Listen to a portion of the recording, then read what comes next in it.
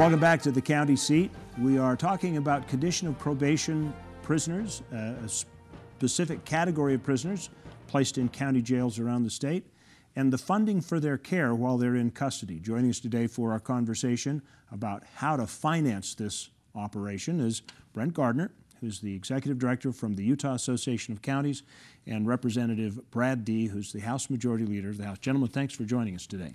Thank you. As the history points out, this has been an ongoing battle of trying to get a good reimbursement rate and funding that always comes up short. And that should be enough that if Senator Hilliard were here, we could throw it out on the table and we could talk for 9 minutes. It would take care of itself. How are we going to, what are the approaches that you're looking for going this year to the legislature? Well, this year we're actually drafting legislation which Senator Valentine will sponsor to exchange a source of revenue to give us an ongoing source. Right now we have general fund revenue that's appropriated for part of the cost, and that's our big problem, of course, is we can't get the full cost. But he's agreed to help us sponsor, and Representative Dee has been very supportive of legislation that would allow us to exchange the general fund revenue that we have for some revenue in the general fund that's not dedicated presently that we'd like to dedicate from beer tax to fund condition of probation prisoners.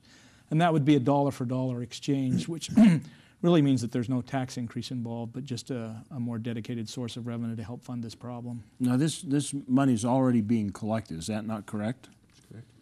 So, in the legislature, this issue of getting enough money for this reimbursement rate has been going on for a long time, and there's some at the county level that think, well, the legislatures, we are taking these state prisoners because they see them as state prisoners, and the legislature is just saying, okay, well, you guys pick up the tab for it, and because they don't want to raise taxes, and the counties feel like they need to. How's that looked at in the legislature? I personally feel that over the years that we've established that counties do have the opportunity to house those state condition of probation, but the state has the responsibility to pay for them. They're the state's prisoners, and they're using county jails, which I might add are much cheaper than housing them in state facilities. And in so doing, we should be able to pay for those bills for each one of those prisoners as we move through the years with them. Do the counties start at the beginning of the year being reimbursed because there's X number of dollars and then they run out? That's the way it has been, but a couple of years ago we passed legislation actually because we were having that problem to prorate the money throughout the year, which helps stretch it out just a little bit longer throughout the year. You don't get any more money, but it helps offset some of the costs later in the year. So now we prorate it based on the number of prisoners that are expected to be sentenced by the courts into those facilities. If you're trading dollar for dollar, this really doesn't look like it that solves the shortfall, but it just makes sure that the money's guaranteed because you basically have to beg for it each year. Is that how that works? Well, I know I'm asking tough questions, but I'm trying to spur some dialogue. One-time funding is a total different scenario than ongoing funding. And over the years, we've had counties come back to us and establish a core rate, which Brent just talked about, and then we've appropriated X amount. Much of that has been one-time funding, which means next year we have the same discussions, the same people coming back and asking for the same reimbursement that I feel that is legitimate. We should be paying those things. What we're trying to do is alleviate that from happening every year and provide a consistent, constant funding source for those revenues that counties can look not only this year, but the next year and the next year on establishing their budgets. Now, Brent, that'll still leave a shortfall, though, won't it? If they're trading dollar for dollar, but at least the counties will know what the shortfall is. There's not enough money in the source we're talking about to fully fund condition of probation. So what that means is we'll hopefully receive the $8 million that's undedicated and have it in statute that would offset some of the costs for condition of probation.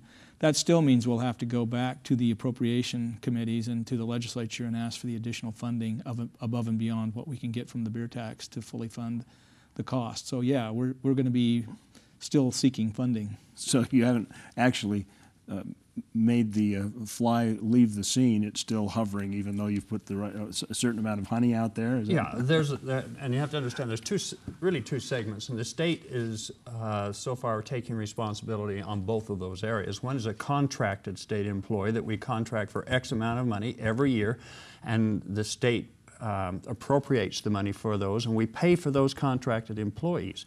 Where prisoners. we really Prisoners. Excuse me, yeah, prisoners, contracted. Well, it could be the same prisoners. depending, you know. How you look at it. And as we look across, then we have those condition of probation. Most of them are awaiting some type of disposition in the courts, and they happen to be in our county jails, but they're state prisoners. Those are the ones that are mainly giving us a concern. The contracted, we budget, we contract, we pay to those contracts. But here we are, another segment that we're still not making those payments to counties. I guess a funny thought just crossed my mind, and it may not really be appropriate, but you know, Sheriff Joe Arroyo could probably make that $16 a day refund rate work, right? Set up tents and.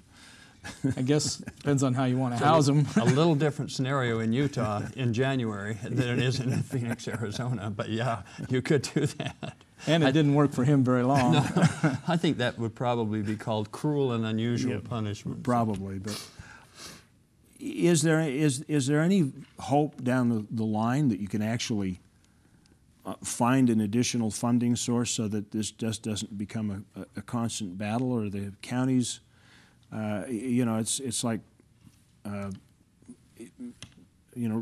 Senator Hilliard just basically says it's really a county problem. They're prisoners, and we're just trying to help them out. That's what he's told us in interviews, and so they should take care of it themselves. Is that going to be a possibility, or do you think that are there people within the legislature that think it's fully a state responsibility? Oh, I can't speak for all my colleagues, and I certainly can't speak for the good senator, but we do have county prisoners, and we fund those county prisoners. These are state prisoners on state charges in state courts and being held for disposition from the state system. They are assigned to different type of responsibilities to different jails throughout the state of Utah. They could be in Beaver County, they could be in St. George, they could be in Weber, Davis County. And those state prisoners are the responsibility of the state. I don't see how anyone could argue with that. Now I think we're getting closer and closer every day. I don't think is quite the adversarial relationship as some would have you believe on this.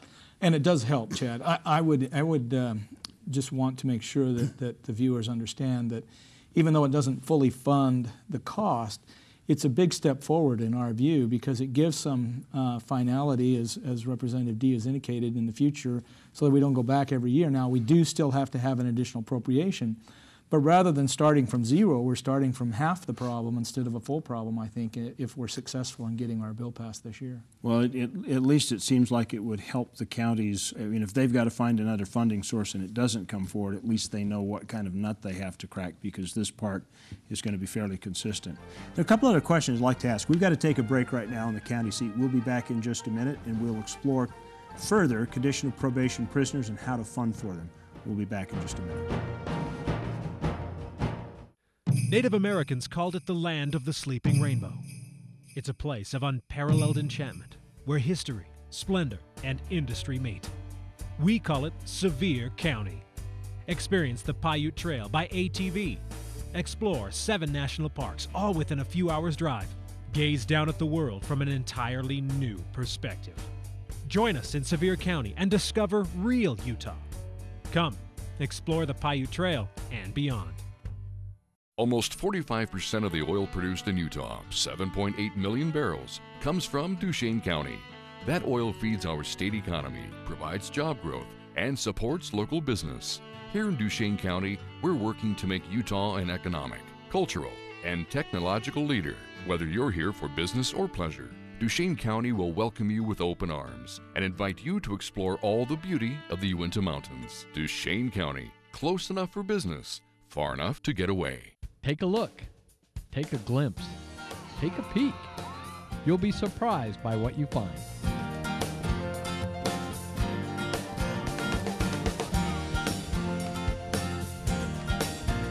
Check check us out at DeseretPComplex.com. Our phone number is 435-843-4020. Adventure, beauty, excitement. Tooele County Parks and Recreation, bringing communities together. How would you spend an extra day in Utah Valley?